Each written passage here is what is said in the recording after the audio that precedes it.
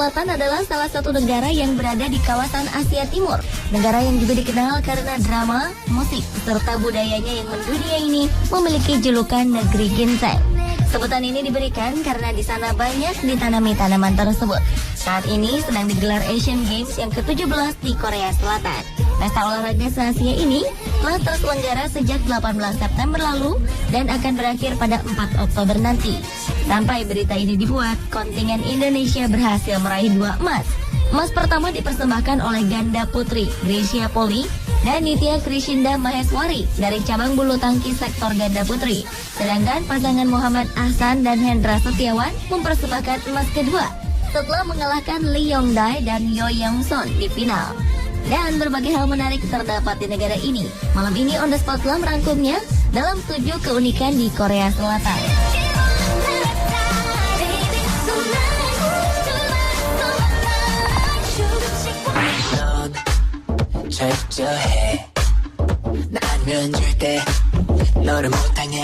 Ada beberapa peraturan unik di Korea Selatan yang tidak ditemui di negara lainnya. Salah satunya adalah mengenai usia. Perhitungan orang Korea adalah sistem perhitungan umur yang dilakukan oleh orang Asia Timur pada zaman dahulu. Ketika bayi dikandung ibu berusia 9 bulan, maka itu sudah termasuk 1 tahun sang bayi hidup. Maka pada saat lahir, otomatis bayi tersebut sudah berusia 1 tahun. Selain itu, Korea Selatan juga menerapkan wajib militer bagi para pemudanya. Lama wajib militer adalah 2 tahun. Dan peraturan ini berlaku bagi pria Korea jika sudah genap berusia 20 tahun dan memiliki kualifikasi sehat secara jasmani dan rohani. Beberapa dari mereka dibebaskan dari kewajiban militer dengan alasan tertentu. Namun mereka harus bekerja di instansi pemerintah sesuai dengan kewajibannya mengikuti wajib militer. Dan bagi yang tidak mau ikut wamil akan dihukum dan mendapat kesulitan untuk menjalankan kehidupan di masyarakat dan karirnya di Korea.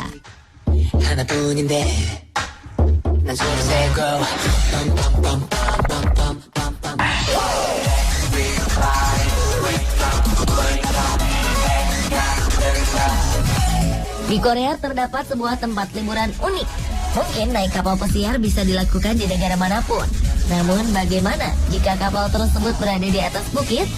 Sebuah kapal pesiar di atas bukit inilah yang menjadi salah satu tujuan wisata yang cukup ternama di negeri ginseng.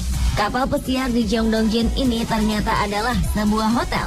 Hotel bernama Korea Sun Cruise Resort ini merupakan resort pertama di dunia dengan bentuk dan desain sebuah kapal besar dan megah. Panjangnya mencapai 165 meter dengan tinggi 45 meter. Dari kejauhan, hotel ini bagaikan sebuah kapal pesiar sesungguhnya yang sedang berlabuh di atas bukit.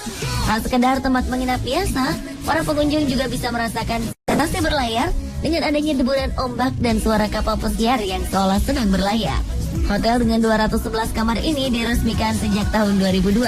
Untuk menginap di sini, Anda harus menyiapkan dana sekitar 80.000 won atau sekitar 1 juta rupiah per malamnya.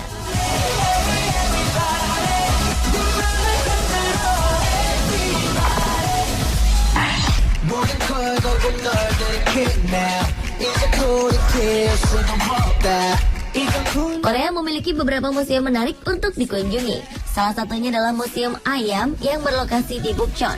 Museum ini dikenal dengan Seoul Museum of Chicken Art. Museum ini merupakan museum milik pribadi yang dibuka pada Desember 2006.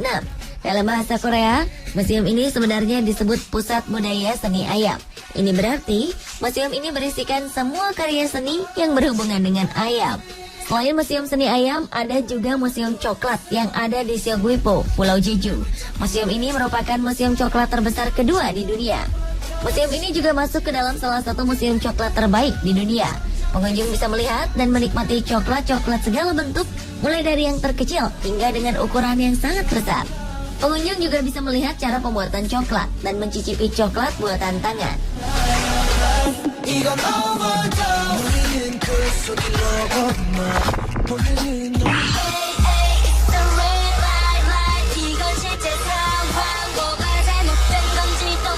Korea Selatan juga memiliki berbagai macam festival yang sangat menarik.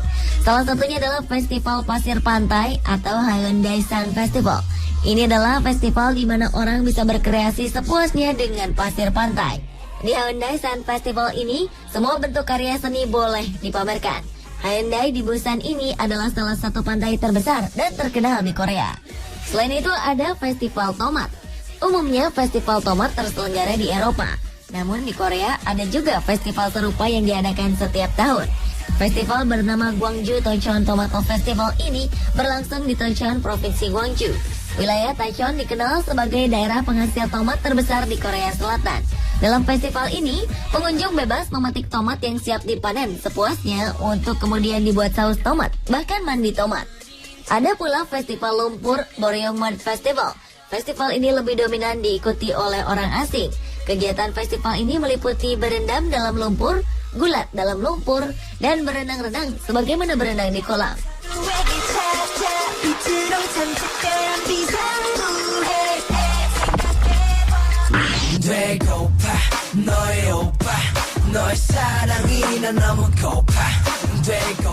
Anda juga bisa menikmati wisata horor di Korea yang sangat identik dengan musim panas. Untuk menikmati wisata ini, Anda bisa berkunjung ke desa Yongin yang mempunyai sebuah tradisi bernama Gushin yang hanya dilakukan saat musim panas. Penduduk percaya bahwa musim panas merupakan waktu bagi jiwa orang yang sudah mati untuk terperangkap di bumi. Tidak berbeda dengan tradisi Halloween yang dipercaya oleh masyarakat barat, jiwa orang mati yang terperangkap tersebut kemudian berkeliaran di pedesaan. Bedanya, Halloween diadakan pada akhir bulan Oktober. Keyakinan ini kemudian dimanfaatkan untuk membuat wisata horor yang sukses menarik kunjungan wisatawan. Desa ini kemudian disulap menjadi rumah hantu dalam satu perkampungan penuh. Tema horor diterapkan pada rumah, properti, dan bahkan warga desanya. Sebagian besar pengunjung menyatakan bahwa wisata ini lebih seram dari perkiraan mereka dan mampu membuat pengunjungnya lari terbirit-birit.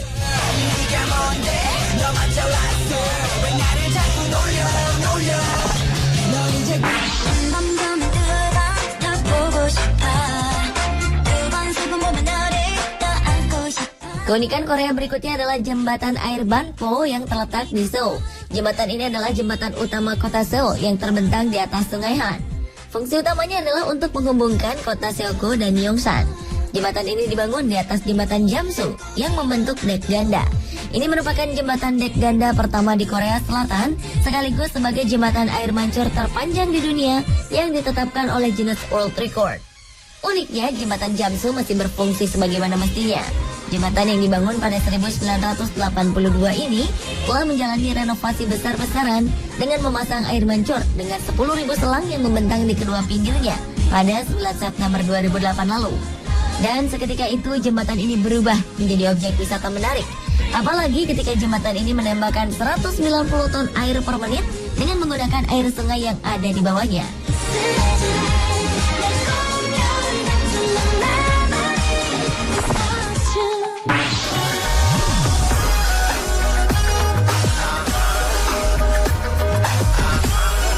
Pergaulan anak muda Korea membuat beberapa kafe bertebaran. Kafe-kafe bertema unik pun muncul di sini. Salah satunya adalah Princess Diary Cafe. Di sini pengunjung bisa minum di kafe sambil mencoba aneka macam gaun, mulai dari gaun pengantin dengan aneka macam model hingga hanbok yang mewah. Biayanya disesuaikan dengan gaun yang dipilih. Kisaran harganya adalah sekitar Rp170.000 hingga Rp460.000. Jika hanya ingin minum dan berfoto, biasanya pengunjung hanya menghabiskan sekitar Rp140.000. Kafe ini berlokasi di dekat Ewha Women University Station. Ada pula Cafe Domba yang terletak di Hongdae, Seoul. Kafe ini bernama Tank Nature Cafe. Sesuai dengan namanya, ada 2 ekor domba di dalam kafe ini. Para pengunjung bebas memberi makan dan berfoto bersama hewan berbulu putih ini. Selain itu, makanan dan minuman di sini terkenal lezat karena dimasak dengan bahan-bahan berkualitas. I'm Camper Cafe juga menyuguhkan konsep kafe yang berbeda. Uniknya, di sini pengunjung bisa makan dengan suasana perkemahan. Ada beberapa tenda di dalam ruangan yang dilengkapi dengan perlengkapan perkemahan lainnya. Menu makanan yang ditawarkan sebagian besar dimasak dengan cara dipanggang.